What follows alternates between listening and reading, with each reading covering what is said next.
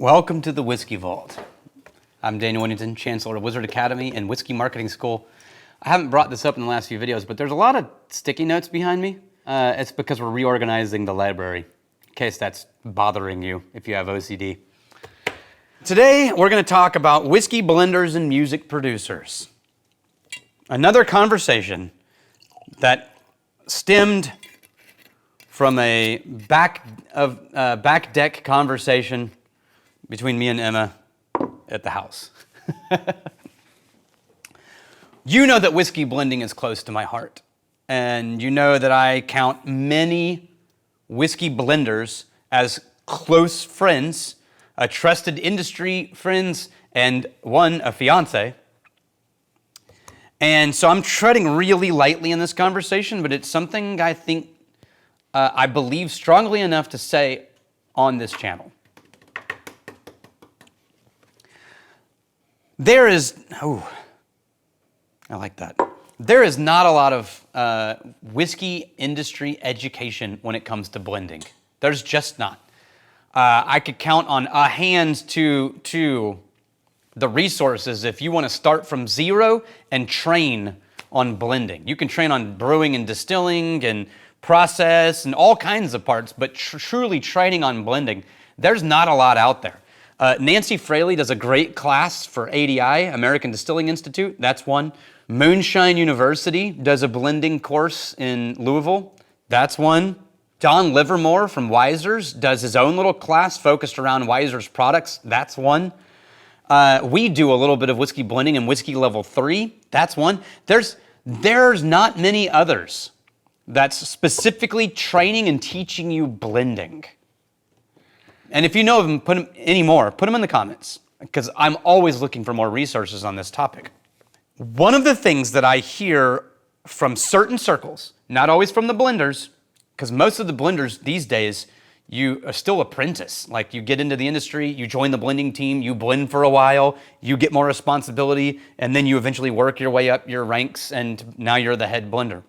That's very old school. But, to come in with any training or background whatsoever, very hard.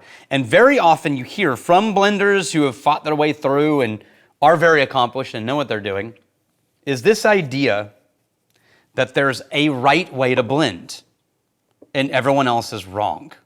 And it's a very weird thing. It's not surprising because it's a human thing, but there can be this attitude, and this always happens with artists who feel very passionately about what they've discovered and how they do something, right? There tends to be this idea that if you care about blending, then you do these things. And anybody who doesn't do these things doesn't care about the final product. Or at least they don't care like you care.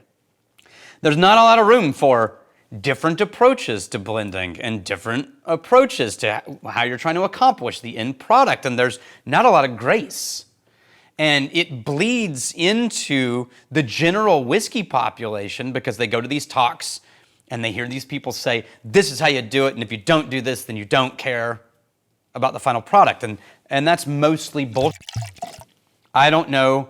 I was just on the phone with the master blender for 3 of the oldest, largest blended whiskeys in the world.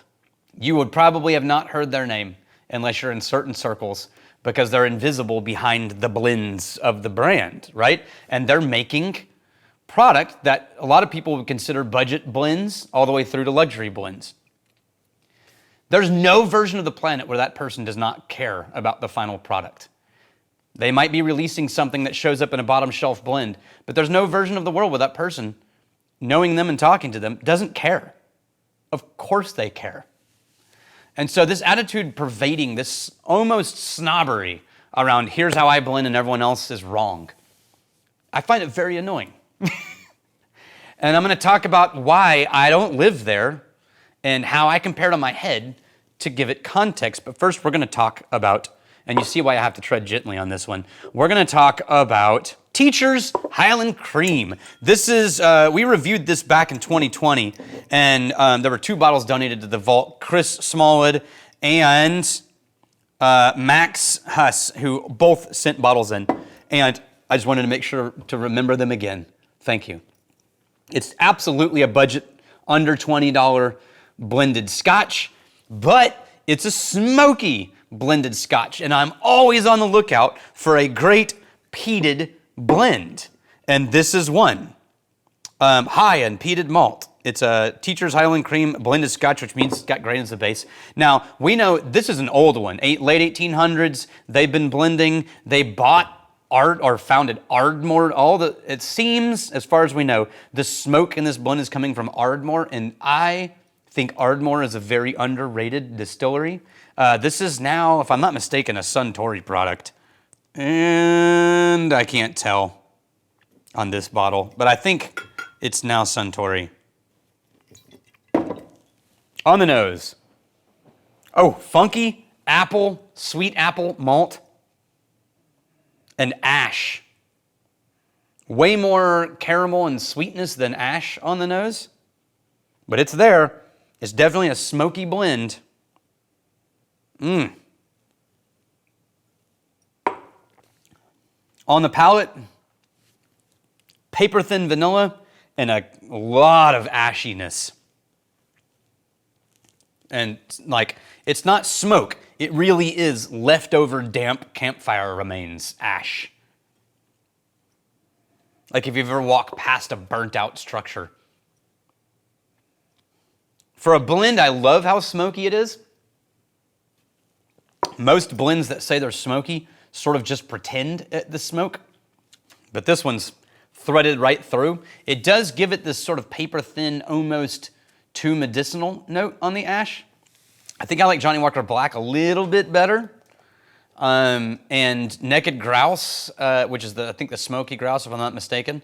I remember liking that one, but for the price point, it's a damn decent smoky. You know what this would be great for is any kind of cocktail where you wanted a smoky blended Scotch, but you didn't want to dump your Lafroig into it because it would take over everything, and you wanted a hint of that. For example, later on tonight, I might try to make a Rob Roy. Now, a Rob Roy is a Manhattan, which is typically a rye, and some people put bourbon in them. And it's just sweet vermouth, a rye, and a dark, like a cherry, like a maraschino cherry, or like a Luxardo is better. And that's it. It's a martini. It's in the martini category, but you use whiskey and then sweet vermouth instead of dry vermouth. A Rob Roy is when you swap the bourbon or rye in there for a Scotch, and it's the same otherwise. And I've been recently, for the last several years, in love with a smoky Rob Roy, which is where the Scotch you replace it with is a smoky Scotch. And I have found that Kalila makes an incredible Rob Roy. I would absolutely try this one in the Rob Roy as a more budget, affordable version of the drink. Anyway, Teachers Highland Cream, or as they say, the unique character and full flavor, the light of Scotland. Oh, I need my glasses. I left my glasses at the house. It's a new thing now that I have reading glasses. I've discovered everybody in my entire life said, buy 12 pair and leave them everywhere. And I'm like, yeah, you guys are right. I should have done that. I only have one. I'm going to be fixing that later at Walgreens.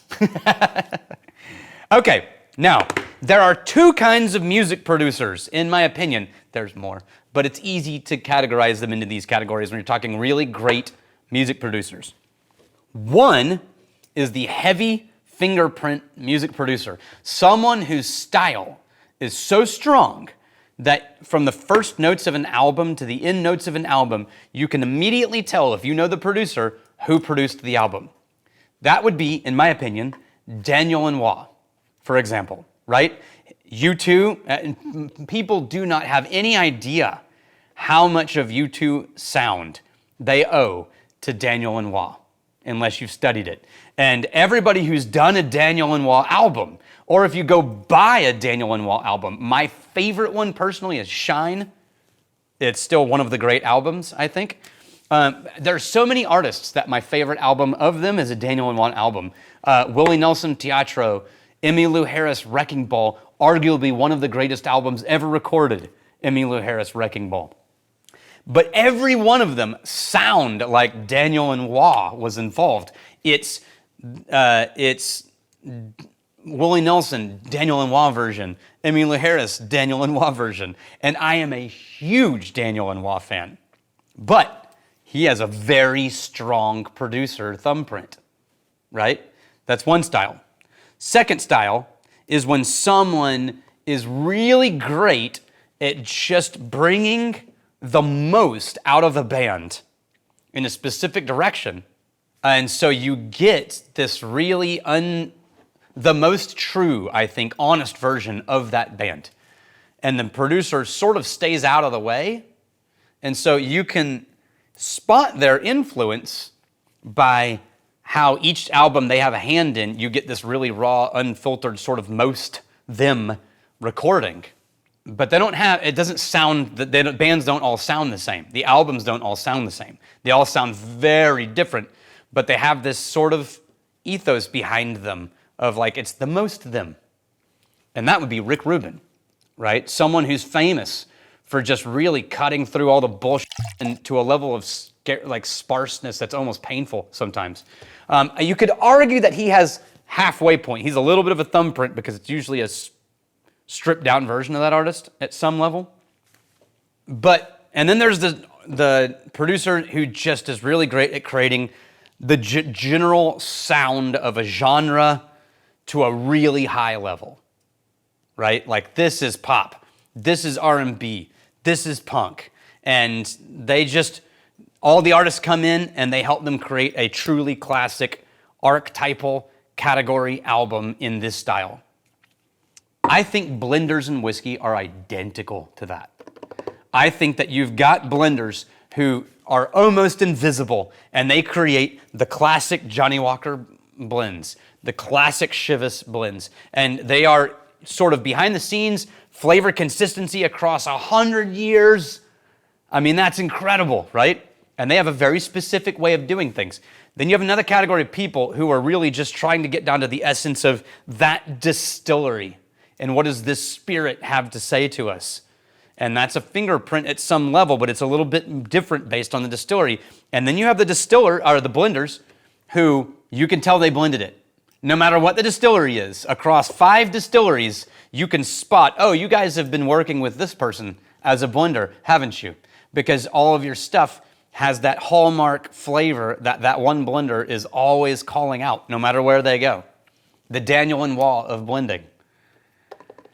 I'm not going to name names because that's rude, but I think that that's a reality. And so I think what we should walk away with, and this is kind of a long rant, but it is, I think what we should walk away with is none of them are wrong. They're all a distinct approach. And the only thing that matters in the long run is, do you like it? And what is actually wrong is for anybody to walk in and say, here's the right way to do this with a subjective reality. And anyone who doesn't do it like this doesn't care like I do. Ooh, now we've crossed a line. And that's where we should not be. And I hope that was helpful, and I'm really glad you're here. Cheers. There's only one right way to interact with the Whiskey Vault. That's to like and subscribe and comment, join the Facebook group, do the things.